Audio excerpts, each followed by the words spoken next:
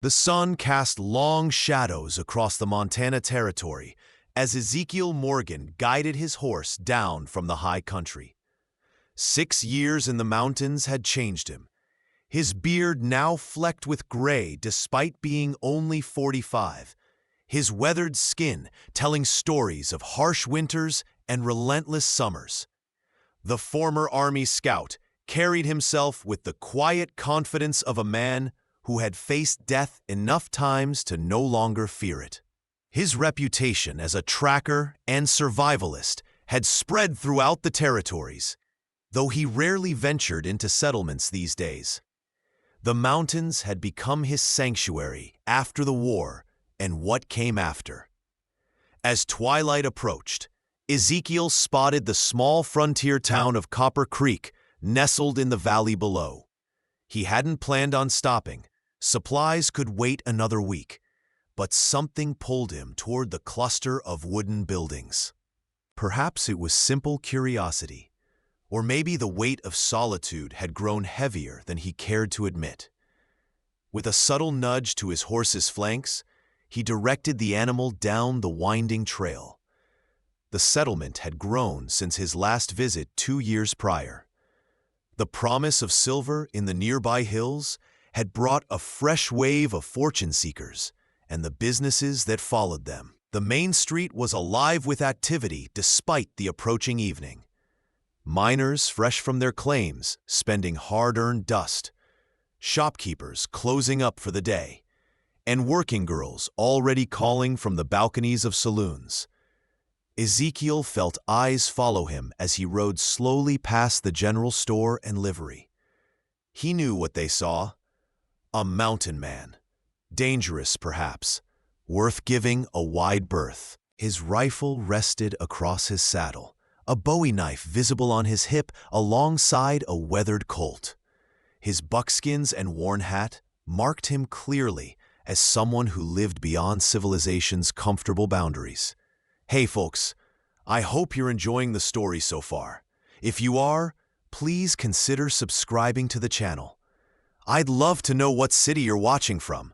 Now, let's continue with our tale. A chorus of whispers followed in Ezekiel's wake as he dismounted outside the Copper Creek Hotel. "That's Morden," he heard someone mutter. "The one who tracked the Blackwater gang across 3 territories." Another voice added, "They say he lives with the wolves now, gone half wild himself." Ezekiel ignored the talk. People always needed stories, especially about men who chose the wilderness over the comforts of town life. He secured his horse and gathered only what he needed for the night. Leaving his most valuable possessions with the animal he trusted more than any person in the settlement. The hotel owner, a portly man named Wilkins, nearly dropped his ledger when Ezekiel entered. "Mr. Morgan," he stammered. "Didn't expect to see you. It's been what, 2 years?" Ezekiel nodded, placing coins on the counter. "Just passing through. Need a room for the night." His voice was rough from disuse. Words kept to a minimum. The owner quickly produced a key, explaining unnecessarily about fresh linens and the washroom down the hall. Ezekiel listened with half an ear, his attention caught by a commotion outside the window. A group of men, dragging a woman roughly toward the sheriff's office. She fought like a wildcat, all flailing limbs and furious energy despite her bound hands. Her dark hair whipped around as she struggled, obscuring her face, but not muffling her impressive string of curses. "God damn you all to hell," she shouted. "I didn't steal nothing. Let me go." One of the men, clearly the leader with his fine coat and gold watch chain, gestured angrily. "Sheriff Henderson needs to do something about this one," the man declared loudly for the gathering crowd. "Third time she's been caught stealing from decent folk. The wild one's luck has finally run out." Ezekiel watched impassively as they disappeared into the sheriff's office, his expression revealing nothing of his thoughts. He'd seen similar scenes play out across dozens of frontier towns. Justice was often swift and rarely fair for those without means or connections. Still, it wasn't his concern. He'd learned the hard way that involving himself in other people's troubles only led to more of his own. With a curt nod to Wilkins, he took the key and headed upstairs, intent on a hot meal and an early departure come morning. The room was spare but clean. A narrow bed, washstand, and small window overlooking the back alley. Ezekiel methodically checked the space, an old habit from war days. Satisfied, he placed his knife under the pillow before washing trail dust from his face and hands. The mirror above the basin reflected a stranger. Sometimes he barely recognized himself anymore. The boyish lieutenant from Tennessee had vanished long ago, replaced by this hardened figure with eyes that had seen too much. He turned away, not caring to dwell on such thoughts. After a simple meal in the hotel dining room, Ezekiel sat on the small porch with a tin cup of whiskey.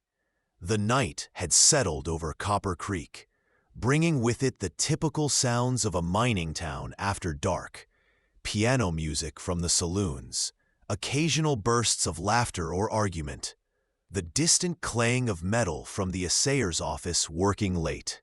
He'd nearly finished his drink when a disturbance down the street caught his attention. The sheriff was leading the woman from earlier toward the jailhouse, her resistance now subdued, but defiance still evident in her rigid posture. Ezekiel watched with mild interest as they passed under a street lamp, affording him his first clear view of her face. Something in her expression, a mixture of fierce pride and desperation, stirred a memory he couldn't immediately place. She was younger than he'd initially thought, perhaps early 30s, with features that might have been pretty if not contorted with anger and fear. As if sensing his scrutiny, she suddenly looked up, meeting his gaze across the distance. For a brief moment, something passed between them, a flash of recognition, though he was certain they'd never met. Then the sheriff yanked her arm, pulling her forward, and the connection broke. Sleep came uneasily that night, haunted by fragments of dreams he couldn't quite grasp. Ezekiel woke before dawn, as was his habit, momentarily disoriented by the unfamiliar ceiling. The events of the previous evening returned to him as he dressed. The woman they called the Wild One. The strange sense of familiarity. He shook his head, dismissing the thoughts. It was time to return to the mountains, to the solitary existence he'd carved out for himself. Whatever her story, it wasn't his concern. The world had enough troubles without him borrowing more. Dawn painted the sky in shades of amber and rose. As Ezekiel led his horse from the livery, the town was quiet, most of its inhabitants still sleeping off the previous night's excesses. He mounted up, ready to leave civilization behind once more, when the sound of raised voices drew his attention to the jailhouse. Through the open door, he could see the sheriff arguing with the woman, now standing defiantly despite her night in a cell. "You've got two choices," the lawman was saying, his patience clearly thin. "Take the judge's offer to work for Mr. Hargrove to pay your debt, or face 3 months in the territorial prison." Her response was too low for Ezekiel to hear, but the sheriff's face darkened in anger. "Have it your way, then. Prison wagon comes through tomorrow." He shoved her back into the cell and slammed the door. Ezekiel frowned, his hand tightening on the reins. Hargrove, that must be the well-dressed man from yesterday. Something about the situation didn't sit right, though he couldn't say exactly what. Still, it wasn't his problem. With a last glance at the jailhouse, he turned his horse toward the trail that would take him back to the high country. Ezekiel had barely cleared the town limits when a nagging sense of unease settled between his shoulder blades. The woman's face kept appearing in his mind, along with fragments of conversation he'd overheard in the dining room. Whispers about Hargrove's silver mine and how he dealt with troublemakers. He'd learned to trust his instincts during the war, and they were telling him something was wrong in Copper Creek. "Damn it all," he muttered, reining in his horse. The animal snorted, sensing his indecision. After a moment's hesitation, he turned back toward town, already regretting what he was about to do. The morning grew warm as Ezekiel made his way to the far end of town, where a modest cabin served as both home and office to Doc Williams, the only physician for 50 miles. The old man was brewing coffee when Ezekiel knocked, and his bushy eyebrows rose in surprise. "Morgan? Thought you'd be halfway to the high country by now." Ezekiel stepped inside, removing his hat. "Need information, Doc, about the woman they arrested yesterday." The physician gestured for him to sit, pouring a second cup of coffee. "Sarah Blackwood," he said without preamble, though most folks just call her the Wild One these days. "What's her story?" Ezekiel asked, accepting the coffee despite having little taste for it. Doc Williams settled into his chair with a sigh. "Came here about 3 years ago with her husband. Thomas Blackwood, decent man, worked the smaller claims up Stillwater Creek. They had a good thing going until Hargrove decided he wanted that land." The doctor's expression darkened. "Thomas refused to sell. Next thing you know, he's dead in a mining accident. Convenient for some, I'd say." He paused, studying Ezekiel over the rim of his cup. Sarah didn't believe it was an accident either. Been causing trouble for Hargrove ever since. Ezekiel nodded slowly, pieces falling into place. "And the stealing?" The doctor snorted. "She takes back what she believes is rightfully hers. Hargrove's been squeezing every small claim owner out of business, one way or another. Sarah's just more direct in her resistance." He leaned forward, lowering his voice though they were alone. "Between us, I think Hargrove's afraid of her. Not physically, though the woman can handle herself in a fight, but because she knows something. Something that could hurt him if others believed her, and no one does?" Ezekiel asked, though he already knew the answer. The doctor spread his hands in a helpless gesture. "Hargrove owns half the businesses in town, including the bank that holds most folks' mortgages. Man like that, people tend to look the other way when he says someone's trouble." He refilled their cups, adding, "Sarah's not made it easy on herself either. After Thomas died, something in her broke. She moved up to their claim, lives like a hermit except when she comes to town to confront Hargrove or take back what she considers hers." Ezekiel sat in silence for a long moment, weighing what he'd heard against his own desire to stay uninvolved. Finally, he placed his half-empty cup on the table and stood. "Appreciate the information, Doc." The physician rose as well, a knowing look in his rheumy eyes. "What are you planning, Morgan?" Ezekiel settled his hat back on his head, expression unreadable. "Just making sure I have all the facts before I leave town." It wasn't quite a lie, but the doctor's skeptical grunt made it clear he wasn't fooled. As Ezekiel reached the door, Williams called after him. "Be careful. Hargrove's got the law in his pocket and hired guns to back it up." The midday sun beat down as Ezekiel made his way to the sheriff's office, his mind working through what he'd learned. He had no reason to involve himself in Sarah Blackwood's troubles. He'd sworn off other people's fights years ago, and yet something about her situation resonated with him. Perhaps it was the echo of his own past, the memory of powerful men who bent justice to their will.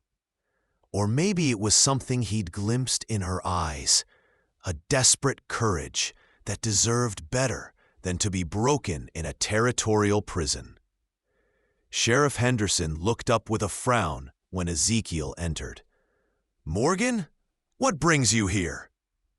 The lawman's hand casually moved closer to his sidearm, a telling gesture that Ezekiel noted without comment. "Came to see about the woman you arrested," he said, standing just inside the doorway. Henderson's frown deepened. "Sarah Blackwood? What's your interest in her?" Ezekiel shrugged, his posture deliberately casual. "Heard she has a claim up Stillwater Way. Might be interested in buying it, since she seems to be in some trouble." The sheriff's expression shifted to something more calculating. "That's so? Well, she's bound for the territorial prison tomorrow. Judge already passed sentence this morning. 3 months for theft and causing public disturbance." He leaned back in his chair, studying Ezekiel. Hargrove might be looking to acquire that claim himself. Been trying to consolidate that area for his operations. Ezekiel nodded slowly. "I imagine he has. Mind if I speak with her? If she's agreeable to selling, might save everyone some trouble." Henderson hesitated, clearly weighing his options. Finally, he stood and reached for the keys hanging on the wall. 5 minutes, and I'll be right here." He led Ezekiel to the cells at the back of the building, where Sarah Blackwood sat on a narrow cot, her back against the wall and her gaze fixed on the small barred window. She turned as they approached, wariness instantly replacing the hollow look in her eyes. "What's this?" she demanded, rising to her feet. The sheriff unlocked the cell door. "Got someone interested in your claim, Sarah. Might be your lucky day after all."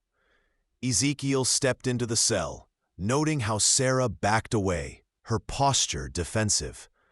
"I'll leave you to it," Henderson said, though he remained within earshot, pretending to busy himself with paperwork. Ezekiel waited until the sheriff's attention was elsewhere before speaking quietly. "Name's Ezekiel Morgan. I know about your husband." Sarah's eyes widened slightly, then narrowed with suspicion. "What about him? And what do you want with my claim?" Her voice was low but challenging, reminding him of a cornered wildcat, all fury and no fear despite the danger. "Don't want your claim," he answered honestly. "Wanted to hear your side of things. Doc Williams filled me in some, but I'd rather get it straight from you." She studied him for a long moment, wariness battling with what might have been a desperate hope. "Why? What's it to you?" Ezekiel glanced toward Henderson, ensuring they weren't overheard. "Let's just say I've seen how men like Hargrove operate, seen what happens when no one stands against them." It wasn't much of an explanation, but something in his tone must have convinced her of his sincerity. Sarah took a deep breath, then spoke rapidly, her voice barely above a whisper. "Thomas found something in our mine last spring. A new vein, rich enough to set us up proper. But it wasn't just on our claim. It ran under multiple properties, including land Hargrove had been trying to buy." Her eyes darted to check on Henderson's position before continuing. "Thomas wanted to tell the other small claim holders, form a cooperative so Hargrove couldn't squeeze us out individually. Next day, there was a cave-in. Only Thomas was down there, though he never worked alone, and Hargrove's men were the ones who found him."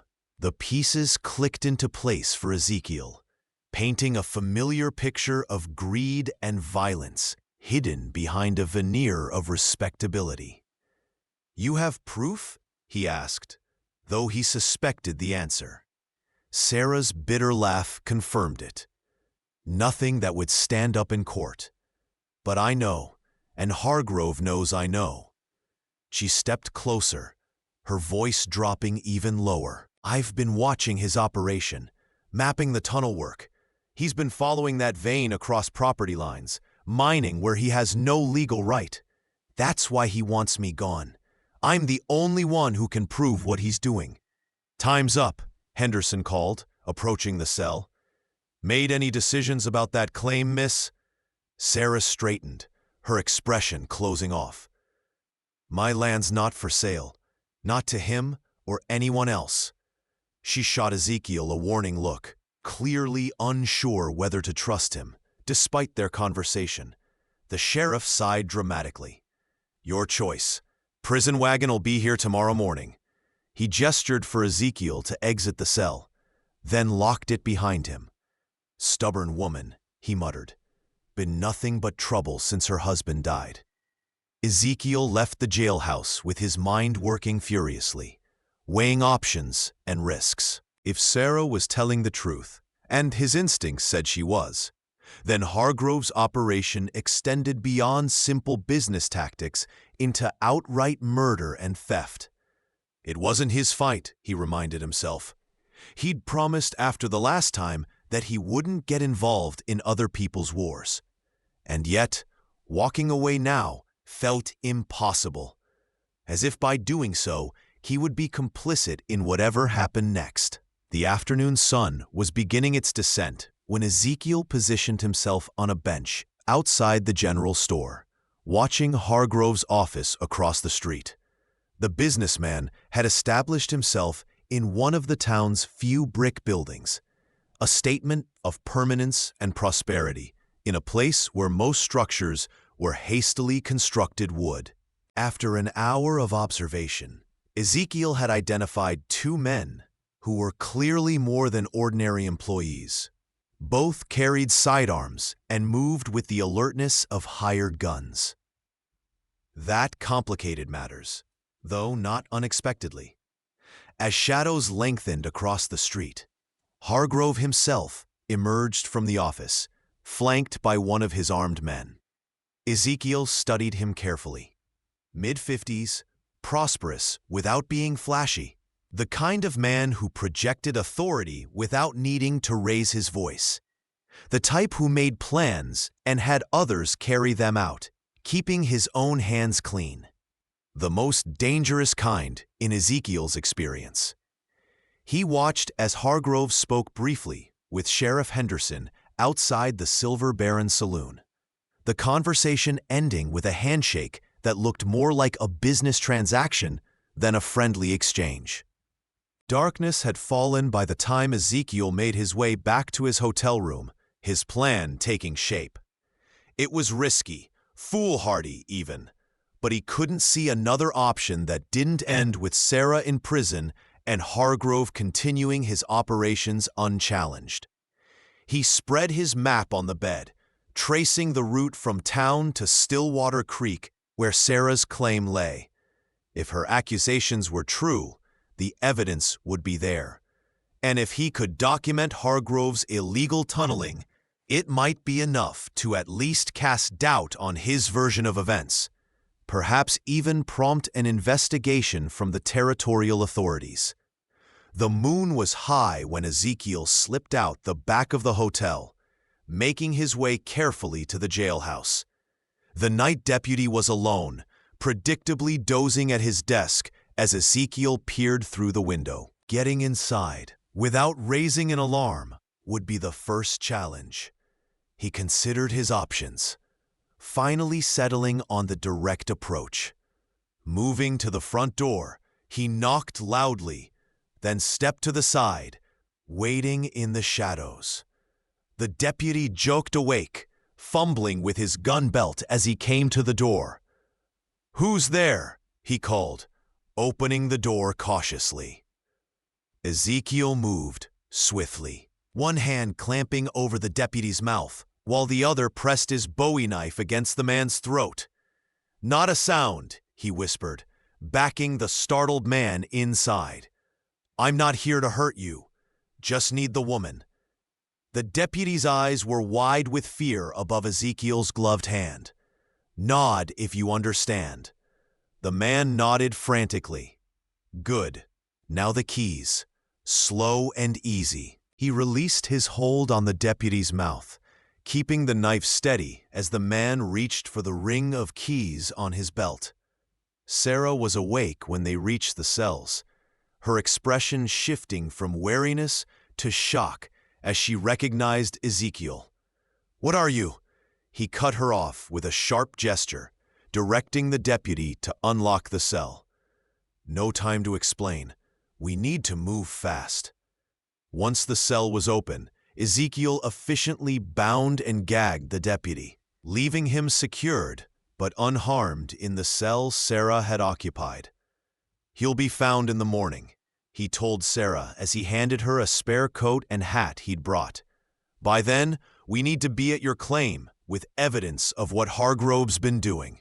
They slipped out the back of the jailhouse, keeping to the shadows as they made their way to the livery where Ezekiel had left his horse. Sarah followed him silently, her movements sure despite the darkness. At the livery, she surprised him by heading unerringly to a stall where a lean bay mare nickered softly in greeting. "Couldn't leave town without Sadie," she explained quietly, saddling the horse with practiced efficiency. "She was Thomas's, only thing of his they didn't manage to take from me." The night was clear and cold as they rode out of Copper Creek, following game trails rather than the main road to avoid any patrols Henderson might send once Sarah's escape was discovered. Ezekiel led the way initially, but soon found himself following Sarah as she navigated familiar territory.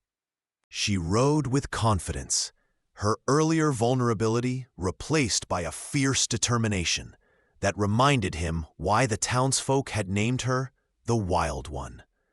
There was something almost primal about her connection to this land, a belonging that went beyond mere ownership. It was nearly dawn when they reached Sarah's claim, a small but well-maintained cabin nestled against a hillside dotted with pine trees. A stream gurgled nearby, and the entrance to the mine was visible as a dark opening reinforced with timber supports. "We should rest a few hours," Ezekiel suggested as they unsaddled the horses. "Then check the mine while we still have daylight." Sarah nodded, her expression grim. "They'll be looking for us by mid-morning at the latest. Once Henderson realizes I'm gone, Hargrove will know where to find me." Inside the cabin, signs of Sarah's solitary life were evident. A single chair at the table, one cup beside the wash basin, a narrow bed against the wall. But there were also reminders of the life she'd shared with Thomas. A second chair pushed against the wall, a man's hat hanging from a peg, a pair of worn boots too large for her feet. Ezekiel felt like an intruder among these remnants of grief. But Sarah moved around the space with practiced ease, banking the fire and setting water to boil for coffee. They ate a simple meal of hardtack and jerky, neither speaking much, as exhaustion and tension kept conversation to a minimum. "You can take the bed," Sarah offered as they finished. "I'll keep watch." Ezekiel shook his head. "I'll take first watch. You sleep. You know the mine better, and I'll need you alert when we go in." She looked ready to argue, then seemed to reconsider, the weight of the past day's events clearly taking their toll. With a nod of acceptance, she stretched out on the bed, not bothering to remove her boots. Within minutes, her breathing had deepened into sleep.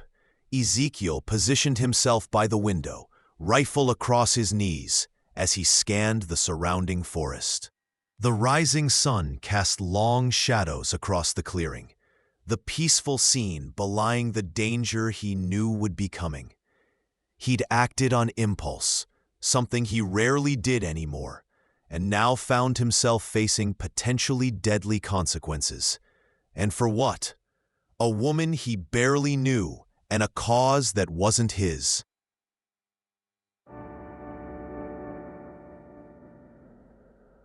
Yet something about Sarah's determination, her refusal to be broken by forces that would have crushed many, resonated with him. Perhaps it was respect for her courage, or maybe just the recognition of a kindred spirit, someone else who had lost too much to simply walk away.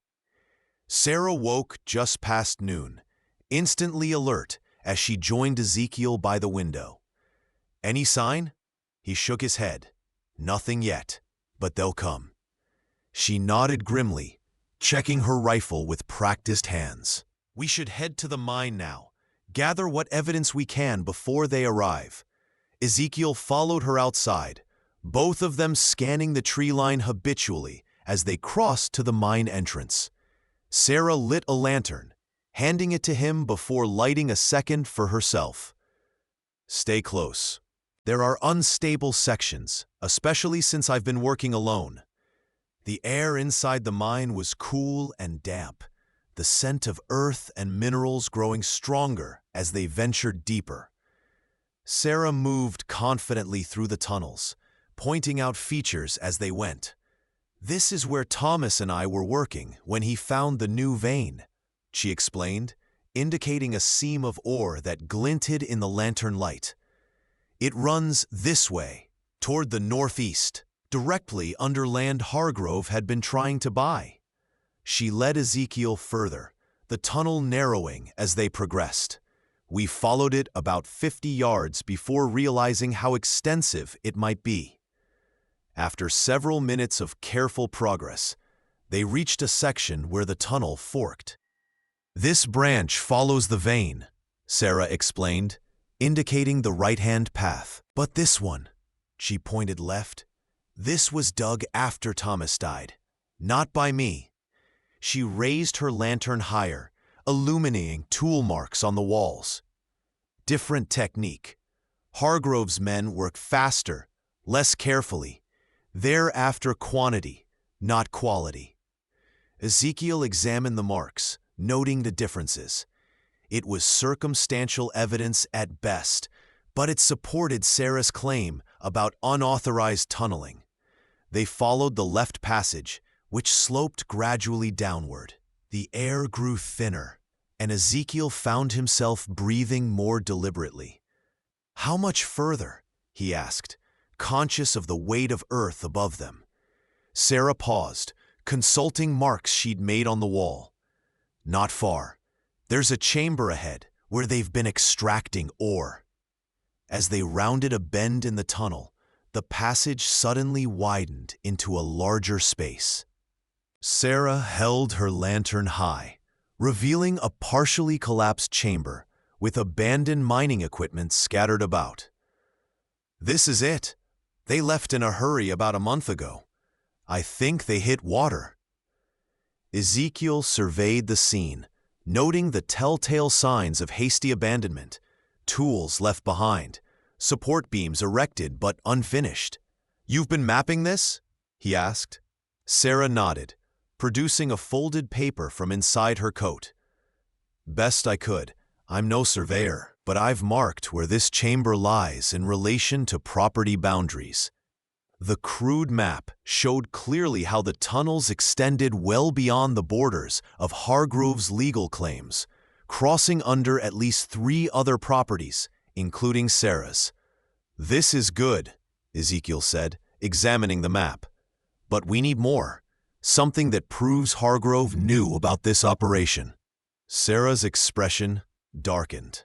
"That would be in his office in town. He keeps detailed production records. Thomas saw them once when Hargrove was trying to buy our claim." She hesitated, then added reluctantly, "There's something else you should see. The real reason I believe Hargrove killed Thomas." She led Ezekiel to a section of wall partially obscured by fallen debris. "Help me clear this." Together, they moved aside rocks and timber, revealing what appeared to be a natural crevice in the chamber wall. Sarah squeezed through the narrow opening, gesturing for Ezekiel to follow. Beyond was a small natural cavern, its walls glittering in the lantern light. Ezekiel's breath caught as he realized what he was seeing. A rich vein of silver ore, more concentrated than anything he'd seen in the main tunnels. "Thomas found this 2 days before he died," Sarah said quietly. "It's not just silver. There's gold mixed in, enough to make a man rich or get him killed." Ezekiel reached out, running his fingers along the gleaming surface. "And you think Hargrove found out about this?" Sarah nodded grimly. "Thomas was excited. Might have let something slip to the wrong person in town. Next thing I know, there's a cave-in, and I'm a widow." Her voice caught slightly on the last word, but she continued with determined steadiness. "Hargrove offered to buy the claim the same day they buried Thomas. Said it was too dangerous for a woman to work alone. When I refused, the accidents started happening." "Accidents?" Ezekiel asked, though he could guess the answer. Sarah's bitter laugh echoed in the small space. "Equipment damaged, support beams weakened. Nothing I could prove, but enough to make clear what would happen if I stayed." Her expression hardened. "But I'm stubborn, and I wasn't about to let Thomas's killers profit from his death." Ezekiel studied her in the lantern light, seeing beyond the defiance to the grief and exhaustion beneath. She'd been fighting this battle alone for too long, against enemies with every advantage. They were making their way back toward the mine entrance when a distant sound stopped them both, the unmistakable whinny of horses. Sarah extinguished her lantern immediately, Ezekiel following suit. "Side passage," she whispered, pulling him toward a narrow opening, barely visible in the darkness. They squeezed through, just as voices became audible from the direction of the entrance. "Must be down here somewhere," a man was saying. "Hargrove wants her found before she causes any more trouble." A second voice replied, "And the mountain man, what about him?" Sarah and Ezekiel pressed deeper into the side passage, which twisted upward through the rock. "Emergency exit," Sarah breathed against his ear. Thomas insisted every mine should have 2 ways out.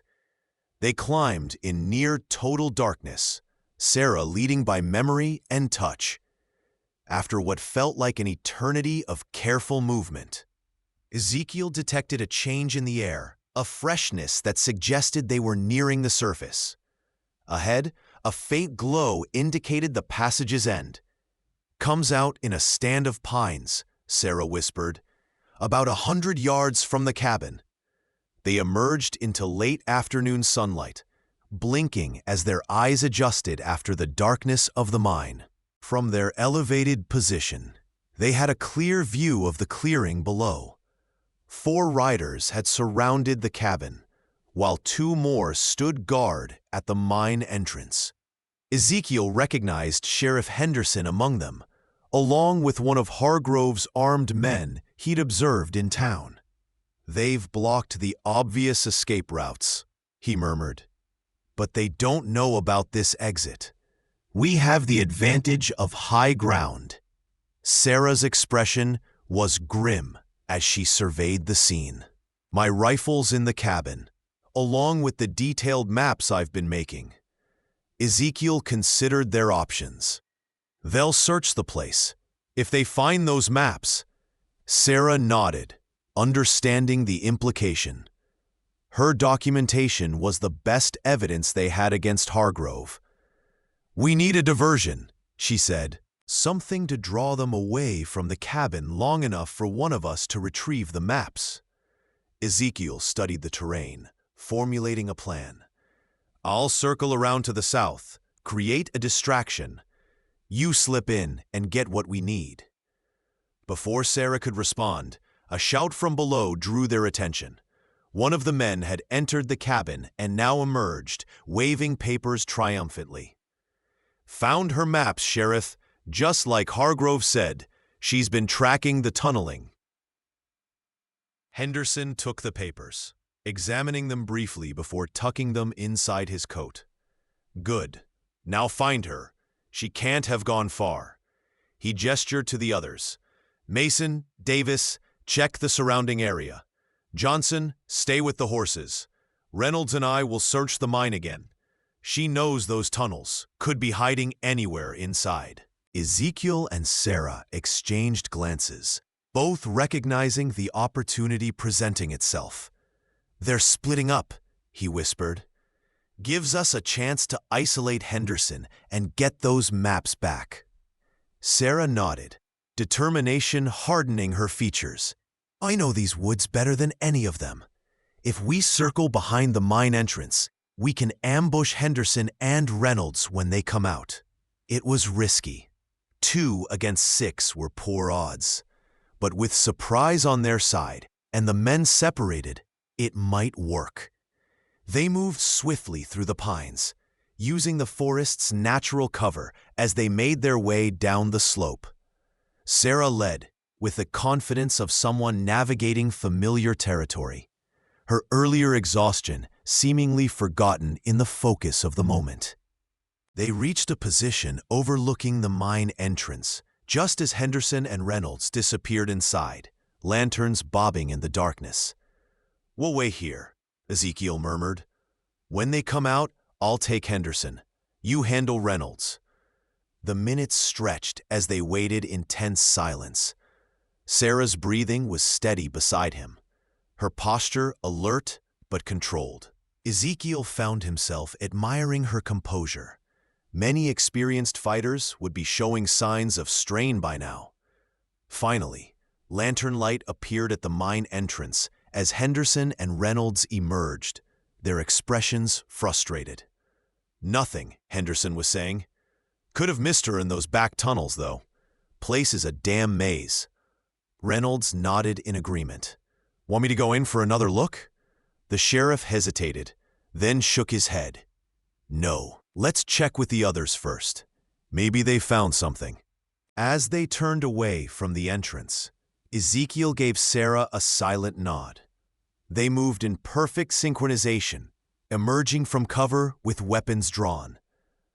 "Don't move, Sheriff," Ezekiel commanded, his rifle trained on Henderson. "Hands where I can see them." Both men froze, shock evident on their faces as they processed the sudden reversal. Reynolds recovered first, his hand dropping toward his holster. Sarah's warning shot kicked up dirt inches from his feet. "Next one won't miss," she promised, her voice steady and cold. Reynolds wisely raised his hands. Henderson's face had flushed with anger, but he too raised his hands slowly. "Morgan, should have known you'd be trouble the moment you rode into town." Ezekiel approached cautiously, relieving both men of their weapons. "The maps, Sheriff. Hand them over." Henderson's jaw tightened. "Don't know what you're talking about." Sarah stepped closer, her rifle unwavering. "In your coat. The papers you took from my cabin." When Henderson hesitated, she added, "I've got no reason to keep you alive, Sheriff. You've made that clear enough by working with Hargrove." Something in her tone must have convinced him of her seriousness.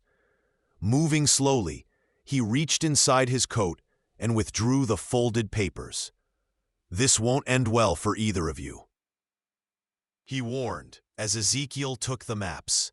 "Hargrove has connections all the way to the territorial capital." "Maybe so," Ezekiel acknowledged, "but it's hard to ignore evidence of murder and claim jumping, even for well-connected men." He gestured to a nearby tree. "Over there, both of you." Once the men were positioned, Sarah produced rope from her coat pocket. She'd come prepared for this possibility. They bound Henderson and Reynolds securely, gagging them to prevent any calls for help.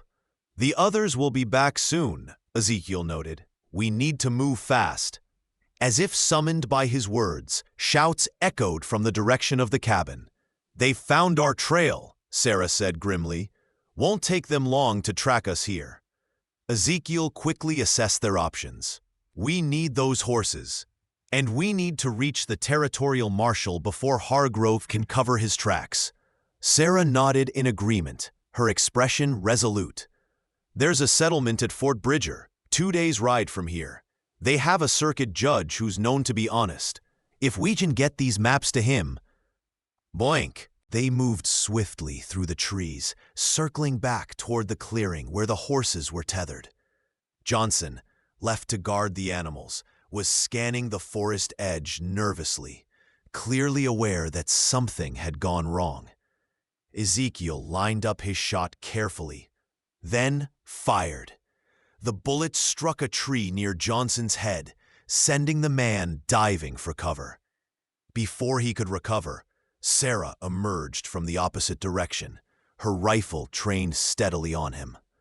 "Stay down," she ordered, "or the next shot won't miss."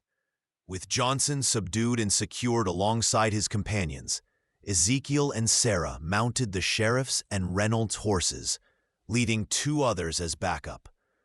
"What about the others?" Sarah asked as they prepared to ride out. Ezekiel checked the sun's position, calculating the hours of daylight remaining. "They'll find Henderson eventually. By then, we need to be well on our way to Fort Bridger."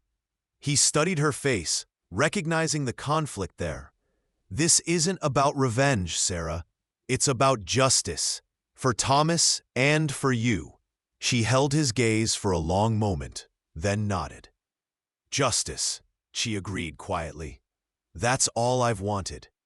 With a last look at the cabin and mine that had been her home and livelihood, Sarah turned her horse toward the trail leading east. Ezekiel fell in beside her, aware that their journey was far from over. Hargrove wouldn't give up easily, not with so much at stake, but they had evidence now, and soon they would have the law on their side. For the first time in years, he felt the satisfaction of standing against something truly wrong. They rode hard until nightfall, pushing the horses as much as they dared on the rugged terrain. When they finally stopped to make camp in a sheltered ravine, Sarah was swaying with exhaustion in the saddle. Ezekiel helped her dismount, concerned by the pallor of her face. "You need rest," he said, guiding her to sit against a fallen log while he quickly gathered wood for a small, sheltered fire. She didn't argue, which worried him more than her obvious fatigue. The strong-willed woman who had fought so fiercely was temporarily subdued by the toll of the past day's events. As flames cast dancing shadows across the ravine walls, Ezekiel prepared a simple meal from supplies he'd packed before leaving town. Sarah accepted the food with murmured thanks, eating mechanically, her gaze distant. "We did it," she said finally, looking up to meet his eyes across the fire. "Got away with the evidence. But what if it's not enough? What if Hargrove's connections are as strong as Henderson claimed?" There was vulnerability in her question that she hadn't allowed herself to show before, the fear that even now justice might elude her. Ezekiel considered his response carefully. "Men like Hargrove rely on fear and isolation to maintain their power," he said eventually. "They pick targets they think are alone, without allies or resources to fight back." He added another branch to the fire, watching the sparks rise toward the star-filled sky. "You're not alone anymore, Sarah, and neither am I." The words surprised him almost as much as they seemed to surprise her. It had been years since he'd allowed himself to form any connection beyond the most necessary interactions for survival. Sarah studied him across the flames, her expression thoughtful. "Why did you help me, Ezekiel? You could have ridden out of Copper Creek and never looked back. Would have been the sensible thing to do." It was a fair question, one he'd asked himself repeatedly since making the decision to break her out of jail. "I've seen what happens when good people do nothing in the face of injustice," he said slowly. "Seen it in the war and after. Makes it hard to walk away sometimes, even when that would be easier." The admission felt raw, more honest than he'd intended. Sarah seemed to understand what it had cost him. "Thank you," she said simply. "Not just for the help, but for believing me when no one else would." She pulled her coat tighter against the night's chill. "After Thomas died, there were moments I thought I might be going crazy, questioning what I knew to be true because everyone around me accepted Hargrove's version of events. Having someone else see what I see, it matters more than I can say." They fell into comfortable silence, the crackling fire and distant call of night birds the only sounds in the wilderness surrounding them. Ezekiel took the first watch, letting Sarah get the rest she desperately needed. As she slept, he studied the maps she'd created, impressed by their detail and precision. She'd documented everything meticulously: tunnel directions, evidence of recent digging, estimated locations relative to property boundaries. Combined with what they'd seen in the hidden chamber, it painted a damning picture of Hargrove's activities. Dawn broke clear and cold as they resumed their journey eastward.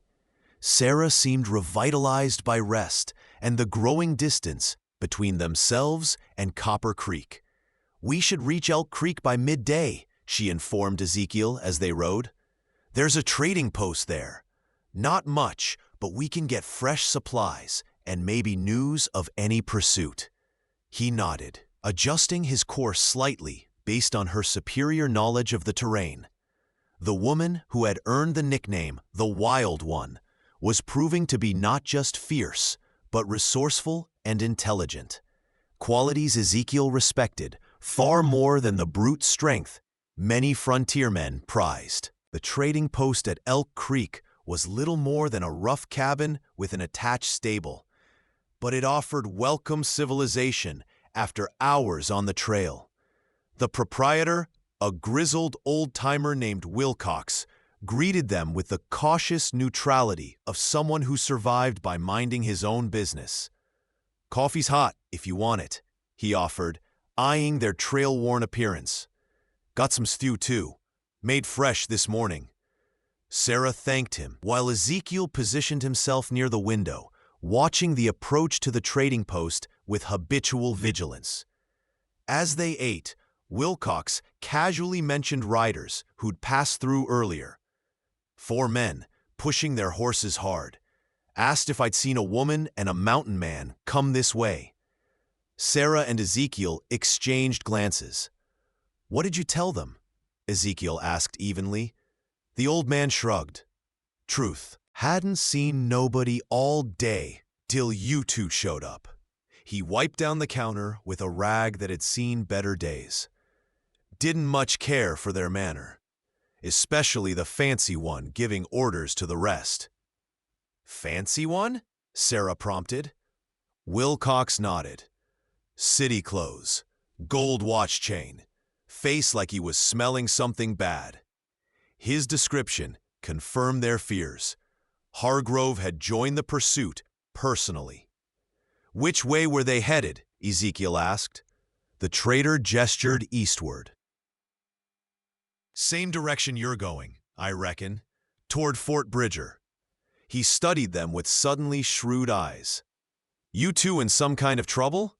'Cause those men looked like they meant business." Ezekiel considered how much to reveal, aware that information traveled fast in the territories.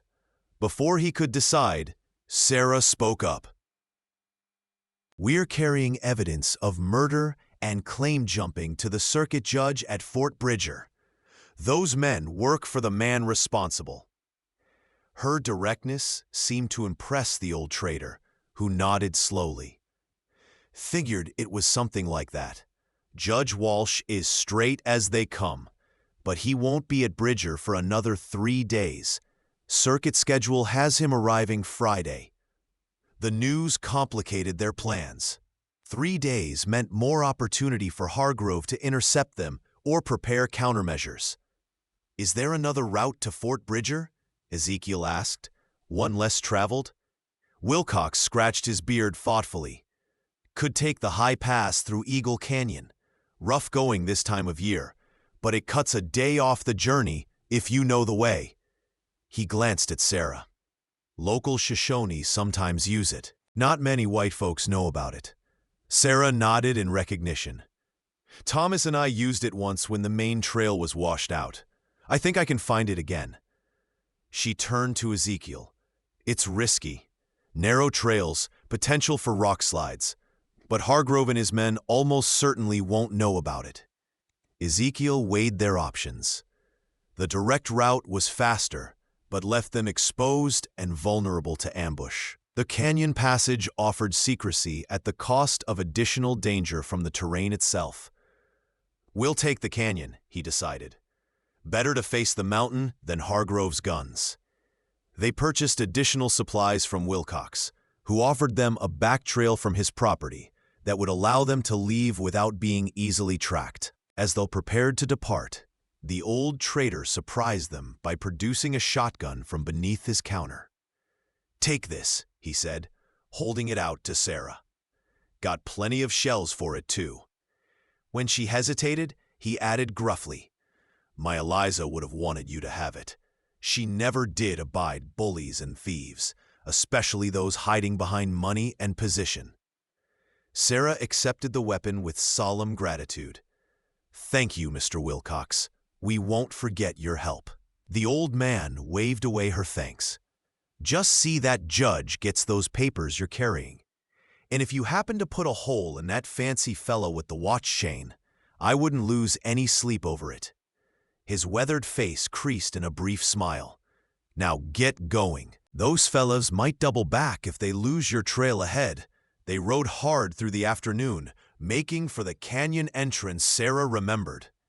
The terrain grew increasingly rugged as they climbed, forests giving way to rocky slopes and stunted pines that clung tenaciously to the mountainside.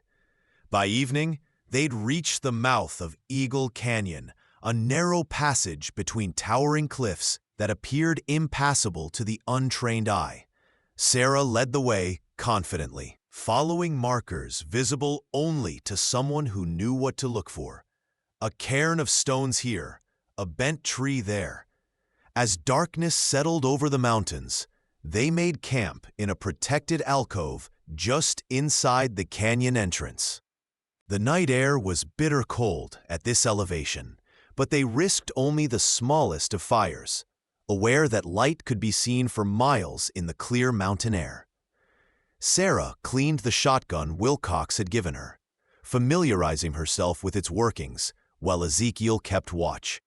"We'll need to start early tomorrow," she said as she loaded the weapon. "The most difficult part of the passage is about midway through. Best to tackle it with full daylight." Ezekiel nodded, studying the stars visible in the narrow strip of sky above the canyon walls. "How well do you know Judge Walsh?" he asked. Sarah set the shotgun aside, wrapping her blanket tighter against the chill. "Met him once when he came through Copper Creek." Thomas spoke highly of him, said he was one of the few honest officials in the territory. She paused, adding, "But Hargrove knows him too, has probably done business with him. The question is whether our evidence is compelling enough to overcome whatever influence Hargrove might have." "We'll make sure it is," Ezekiel said with quiet determination. They had come too far, risked too much to fail now. Sarah studied him in the faint firelight, her expression unreadable. "When this is over," she said finally, "what will you do? Go back to your mountains?" The question caught him off guard. He'd been so focused on their immediate survival and the journey to Fort Bridger that he hadn't considered what would come after. The realization was unsettling. He, who had lived by careful planning and self-sufficiency for years, had thrown himself into this situation with uncharacteristic impulsiveness. "Haven't thought that far ahead," he admitted. "What about you? If we succeed, if Hargrove faces justice, will you stay at your claim?" Sarah's gaze turned distant, as if looking beyond their current predicament to a future she could barely imagine. "I don't know," she said softly. "For so long, my only purpose has been proving what happened to Thomas, making Hargrove pay for what he did. Haven't allowed myself to think beyond that." The vulnerability in her voice touched something in Ezekiel, a recognition of shared experience. Both of them had been living in a kind of suspended animation, defined by past losses rather than future possibilities. Morning brought a light dusting of snow to the higher elevations, the white powder outlining the rugged contours of Eagle Canyon in stark relief. They set out at first light, leading the horses through passages too narrow or treacherous to ride safely. Sarah navigated with confident precision, pointing out hazards and indicating the safest route through areas where the trail seemed to disappear entirely.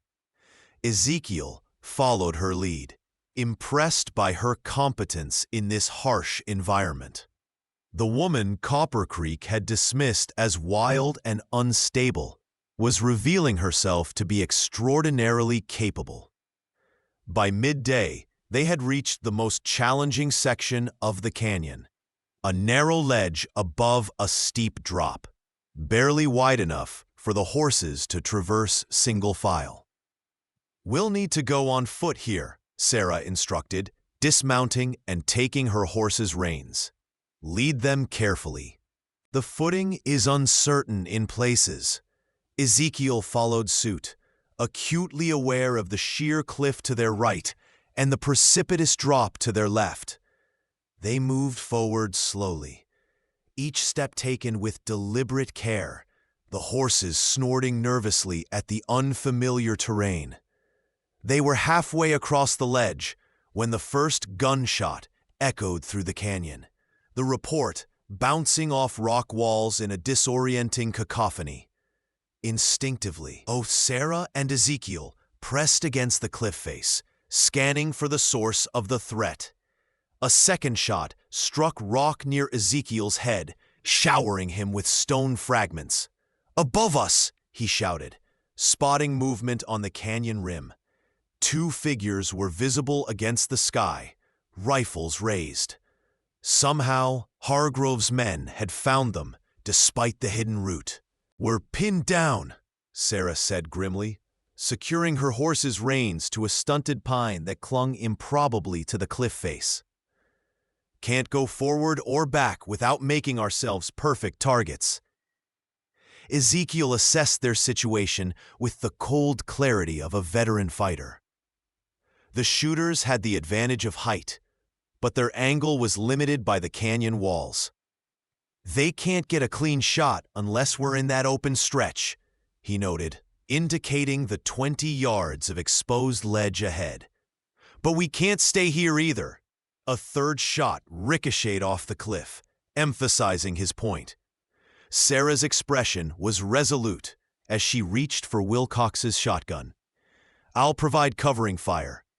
You get the horses across that open section." When Ezekiel began to protest, she cut him off with surprising authority. "I'm the better shot at this range. You know it's true." It was. He'd seen her accuracy during their journey. With reluctant acknowledgement of her logic, he gathered the reins of both horses, preparing to move. "On my signal," Sarah said, positioning herself behind a small outcropping that offered minimal cover. She fired twice in rapid succession, the shotgun's report thunderous in the confined space. The shooters above ducked back from the edge, giving Ezekiel his chance. He moved swiftly across the exposed section, leading the nervous horses with firm guidance. A bullet struck the ledge at his feet, but he reached safety on the other side, where the trail widened and a large alder offered substantial cover.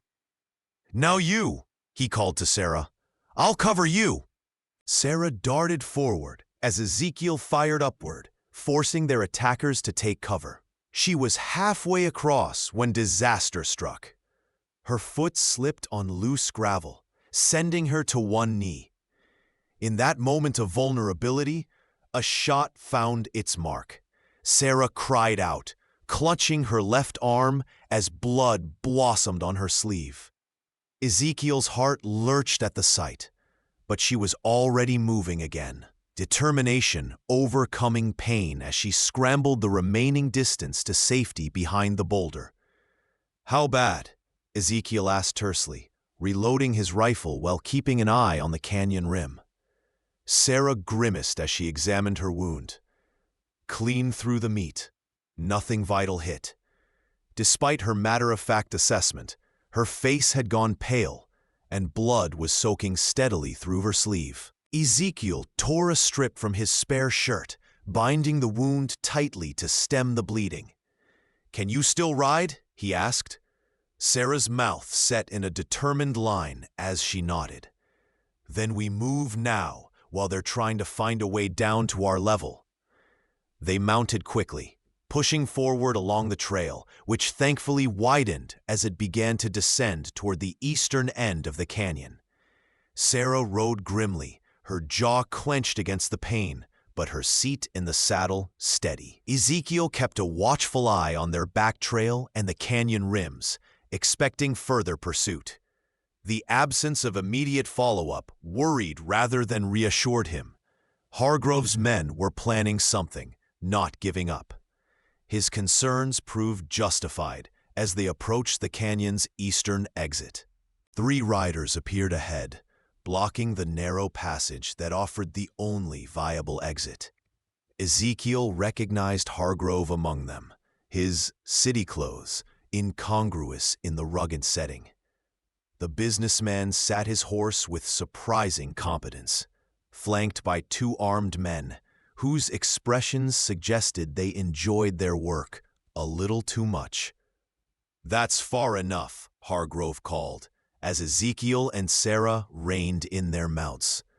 "You've led us on quite a chase, Mrs. Blackwood." Sarah straightened in her saddle, her wounded arm held carefully against her body, but her posture unyielding. "Hargrove," she acknowledged coldly. "Come to do your own dirty work for once?" The businessman's face tightened at her tone, though he maintained an outward appearance of civility. "I've come to resolve this unfortunate situation before it escalates further," he replied. "You're injured, Mrs. Blackwood. You need medical attention. Why not end this foolishness now?" Ezekiel assessed their options with swift calculation. The men who had fired from above would be making their way down, potentially cutting off retreat. Hargrove and his men blocked the path forward. Fighting would mean bloodshed, with poor odds of success given Sarah's injury and their exposed position. Hargrove seemed to read his thoughts. "Be reasonable, Morgan. You're outnumbered and outgunned.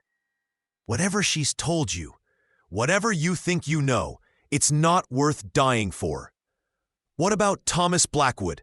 Sarah demanded, her voice ringing in the confined space. "Was his life worth nothing?" Hargrove's expression hardened, the pretense of civility slipping. "Your husband was a fool who didn't understand how business works in the territories. He could have sold his claim for a fair price and walked away. Instead, he chose to interfere with progress. His candor was surprising and damning. In his arrogance, Hargrove was essentially admitting to orchestrating Thomas's death. "We have evidence of your claim jumping," Ezekiel stated, keeping his voice level. "Maps showing your illegal tunneling. Evidence of the murder you arranged." He saw a flicker of uncertainty cross Hargrove's face, The man hadn't expected them to have gathered so much proof. "Papers can be lost," one of Hargrove's men suggested with ugly emphasis, "along with anyone carrying them." Hargrove raised a hand, silencing his overeager employee. "That won't be necessary if Mrs. Blackwood and Mr. Morgan make the sensible choice." He turned his attention back to Sarah. "I'm prepared to offer you $5,000 for your claim, a generous sum by any measure. You can start fresh somewhere else. Put this unpleasantness behind you." It was a substantial amount, enough to establish a comfortable life elsewhere. Ezekiel watched Sarah carefully, curious how she would respond to the temptation of such an offer after years of hardship and struggle. Her laugh, sharp and without humor, was not what Hargrove expected.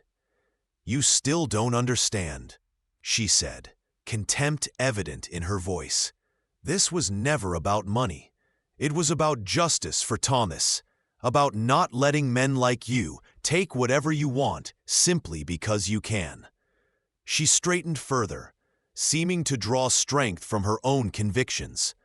"I'd rather die right here than take a single coin of your blood money." Hargrove's face darkened with anger at her defiance.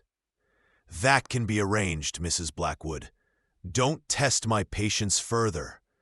The standoff stretched taut as a bowstring, neither side willing to yield. Ezekiel kept his hand near his sidearm, aware that the slightest movement could trigger violence. The silence was broken by an unexpected sound, hoofbeats, approaching from beyond the canyon exit. All eyes turned as 6 riders appeared behind Hargrove's position. Leading them was a man in a long coat, a territorial marshal's badge visible on his chest. "What's going on here?" he demanded, his authoritative voice echoing off the canyon walls. Relief and disbelief warred in Sarah's expression as she recognized the newcomer. "Marshal Donovan," she called. "These men are blocking our passage to Fort Bridger." The marshal's eyes narrowed as he surveyed the scene, taking in Sarah's bloody sleeve, the armed men, and Hargrove's obvious displeasure at this interruption. "Mr. Hargrove," he acknowledged coolly, "seems you're a long way from Copper Creek. Any particular reason you and your men are confronting these travelers while armed?" Hargrove recovered his composure quickly. "Marshal, fortunate timing. This woman is a fugitive from justice. She escaped custody in Copper Creek after being arrested for theft. We were attempting to apprehend her for return to proper authorities." It was a plausible explanation, and for a moment, Ezekiel feared the marshal might accept it without question. But Donovan's expression remained skeptical as he looked to Sarah. "That true, Mrs. Blackwood? You running from the law?" Sarah met his gaze steadily. "I'm running toward it, Marshal. We have evidence of Hargrove's illegal mining operations across multiple claims, including mine. Evidence that suggests he arranged my husband's death to acquire our property." She gestured to the saddlebags containing their maps and documentation. "We were bringing it to Judge Walsh at Fort Bridger when Hargrove and his men intercepted us." The marshal considered her words, his weathered face revealing nothing of his thoughts. "Ridiculous accusations," Hargrove scoffed. "The ravings of a woman unhinged by grief. Ask anyone in Copper Creek about her mental state since her husband's unfortunate accident." Donovan dismounted slowly, his movements deliberate. "I've known Sarah Blackwood and her late husband for years, Mr. Hargrove. Never known either of them to be liars." He approached Sarah's horse, extending his hand. "May I see this evidence you mention?" Sarah handed over the saddlebag containing their documentation, relief evident in her posture. Donovan examined the maps and papers carefully, his expression growing increasingly grim. "These are serious accusations. backed by what appears to be substantial evidence, he said finally, looking up at Hargrove. Evidence that warrants formal investigation by the territorial authorities. Hargrove's face had grown pale, the implications of his situation becoming clear. These are business matters, Marshal, nothing that concerns your office. Murder concerns my office, Mr. Hargrove, Donovan replied coldly, as does claim jumping and obstruction of justice. He turned to his deputies. Place Mr. Hargrove and his men under arrest. We'll sort this out properly at Fort Bridger. What happened next unfolded with shocking speed. One of Hargrove's men reached for his weapon, ignoring the marshal's warning shout. Gunfire erupted, echoing deafeningly in the confined space. Ezekiel pulled Sarah from her saddle, shielding her as they took cover behind a boulder. When the chaos subsided, 2 of Hargrove's men lay dead, another wounded. Hargrove himself stood with hands raised, fury and disbelief warring on his face as a deputy disarmed him. Marshal Donovan approached Ezekiel and Sarah, holstering his weapon. "You both all right?" Ezekiel nodded, helping Sarah to her feet. "She needs medical attention," he said, indicating her wounded arm. "But it can wait until we reach Fort Bridger." Donovan nodded grimly. Judge Walsh arrived early. He's waiting at the fort. Been hearing rumors about irregularities in Copper Creek mining operations for months, but lacked solid evidence. He gestured to the papers he'd secured in his own saddlebags. "Seems you've provided what we needed to finally act." Sarah sagged slightly against Ezekiel, the combination of relief and blood loss taking its toll. "It's over then?" she asked, her voice barely above a whisper. The marshal's expression softened. "Justice will be served, Mrs. Blackwood. I give you my word." The journey to Fort Bridger passed in a blur for Sarah, who rode double with Ezekiel to conserve her strength. By the time they arrived, her wound had been properly bandaged by one of the marshal's men, though she would need proper medical attention soon. Hargrove rode in silence, his earlier arrogance replaced by grim calculation, as he no doubt considered strategies for escaping consequences. Ezekiel kept a watchful eye on him, unwilling to believe their ordeal was truly over until justice had been formally rendered. At Fort Bridger, Judge Walsh received them immediately, his white hair and stern countenance giving him the appearance of an Old Testament prophet. He listened without interruption as Sarah presented their evidence, supported by Marshal Donovan's account of the confrontation in Eagle Canyon. Hargrove attempted to dismiss the accusations as fabrications, but the maps, combined with the testimony of multiple witnesses, painted a damning picture. "Enough, Mr. Hargrove," the judge said finally. "I've heard sufficient evidence to hold you for trial on charges of murder, claim jumping, and obstruction of justice." As Hargrove was led away to the fort's holding cells, Judge Walsh turned to Sarah. "Mrs. Blackwood, I knew your husband. He was an honest man who deserved better than what befell him."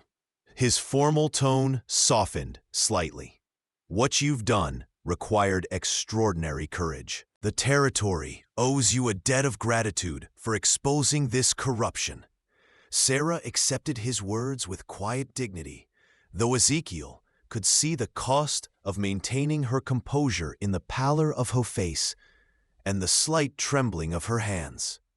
A military doctor attended to Sarah's wound, cleaning and rebandaging it properly. "She needs rest," he informed Ezekiel afterward. "The injury itself isn't severe, but she's exhausted and has lost blood. A few days. Recovery is necessary before she should travel again." Ezekiel nodded, having expected as much.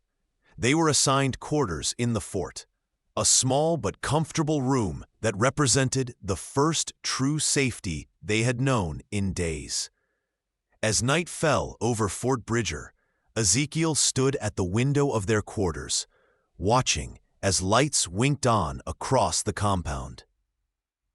Behind him, Sarah rested on one of the narrow beds, her breathing deep and regular in healing sleep. The maps and documents that had cost them so much to secure were now in Judge Walsh's possession, evidence that would ensure Hargrove faced justice for his crimes. It was over, or nearly so. All that remained was to decide what came next. The thought unsettled him more than he expected. For years, his life had followed a predictable pattern: the solitude of the mountains, the simple rhythms of survival, the deliberate distance from human complications. Now, watching Sarah sleep, he recognized that something had shifted within him. The woman they called the Wild One had shown him a kind of courage he'd forgotten existed. Not the physical bravery of confronting danger, but the moral fortitude to stand alone for what was right, regardless of the cost. 3 days later, Judge Walsh convened a preliminary hearing to formally record the charges against Hargrove and his surviving men. Sarah testified with quiet dignity, her arm in a sling, but her voice steady as she recounted the events leading to her husband's death and her subsequent investigation.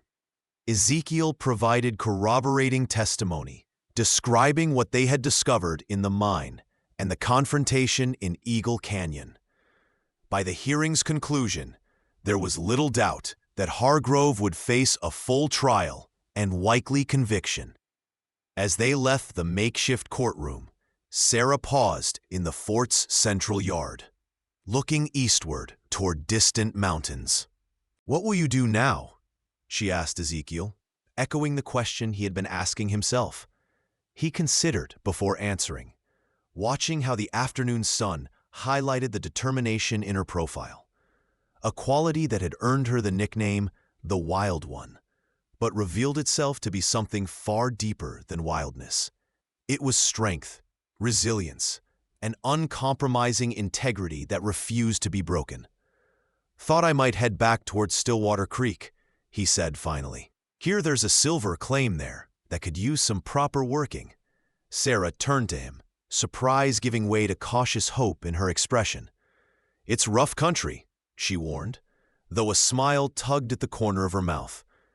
"Takes a certain kind of person to make a life there." Ezekiel nodded, returning her smile. "I've met someone who seems to manage it well enough." The mountain man who had heard her crying by the river had found more than just a cause worth fighting for. He had found perhaps a future worth building, alongside the woman whose wild spirit had awakened something long dormant in his own.